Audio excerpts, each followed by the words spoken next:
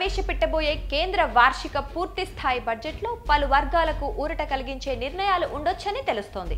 ముఖ్యంగా పన్ను చెల్లింపుదారులకే భారీ ఉపశమనం లభించనున్నట్లు విశ్లేషకులు చెబుతున్నారు.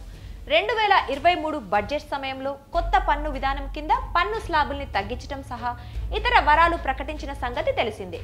అయితే ఇప్పుడు కొత్త పన్ను విధానంలో స్టాండర్డ్ డిడక్షన్ పరిమితి పెంచాలని కేంద్ర ఆర్థిక మంత్రిత్వ శాఖ భావిస్తున్నట్లు తెలుస్తోంది. పాత పన్ను విధానంలో మాత్రం మార్పులేం ఉండకపోవచ్చని సంబంధిత వర్గాలు చెబుతున్నాయి.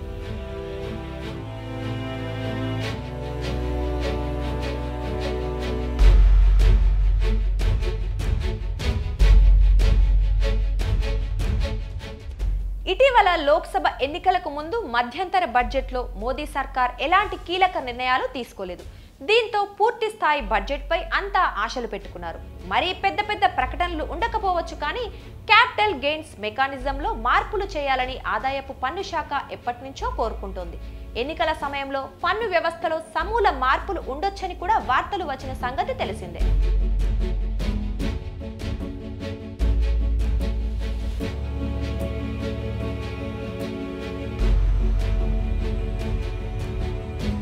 బడ్జెట్ జూలై 22న పార్లమెంటులో ప్రవేశపెట్టే అవకాశాలు కనిపిస్తున్నాయి. దీంతో చర్చలు ఇప్పుడిప్పుడే మొదలయ్యాయి.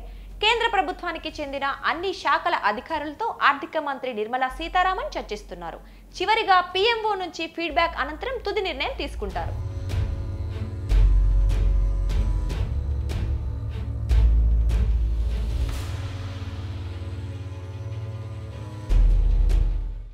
రోజుకు ద్రవ్యోల్బణం పెరుగుతున్న నేపథ్యంలో మధ్యతరగతికి ఖర్చులు పెరిగిపోతున్నాయి. ధరలు పెరగటం, ఎడ్యుకేషన్, ఆసుపత్రి ఖర్చులు ఉండటంతో పన్ను మినహాయింపులు పెంచాలని మిడిల్ క్లాస్ ప్రజలు కోరుకుంటున్నారు. 2023 బడ్జెట్ సమయంలో న్యూ ట్యాక్స్ విధానం కింద స్టాండర్డ్ డిడక్షన్ 50,000 రూపాయలుగా ఉంచింది కేంద్రం. దీంతో ట్యాక్స్ ప్లేయర్లు ఎలాంటి ఆధారాలు సమర్పించకపోయినా 50,000 రూపాయల వరకు పన్ను మినహాయింపు పొందొచ్చు. గతంలో ఇది 40,000 రూపాయలుగానే ఉండేది. 2019లో 50,000 రూపాయలకు పెంచారు.